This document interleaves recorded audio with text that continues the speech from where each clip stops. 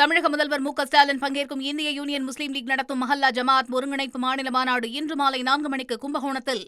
ஜம்மு காஷ்மீரினுடைய சோனமார்க்ல பனிச்சரிவு ஏற்பட்ட சம்பவம் பரபரப்பை ஏற்படுத்தியிருக்கு. ஜம்மு காஷ்மீரின் சோனமார்க் சுற்றுலா மையத்தில் திடீரென பனிச்சரிவு ஏற்பட்ட சம்பவம் பரபரப்பை ஏற்படுத்தியுள்ளது. பனிச்சரிவு கட்டடங்களை மூழ்கடிக்கும் அதிர்ச்சிகர காட்சிகள் சிசிடிவி கேமராவில் பதிவாகியுள்ளன.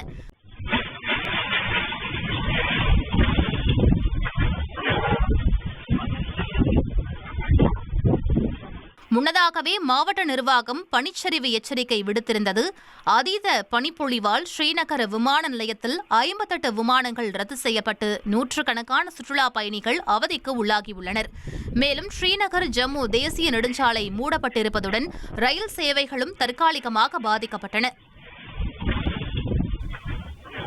தமிழக முதல்வர் மு.க.ஸ்டாலின் பங்கேற்கும் இந்திய யூனியன் முஸ்லீம் லீக் நடத்தும் மஹல்லா ஜமாத் ஒருங்கிணைப்பு மாநில மாநாடு இன்று மாலை 4 மணிக்கு கும்பகோணத்தில்.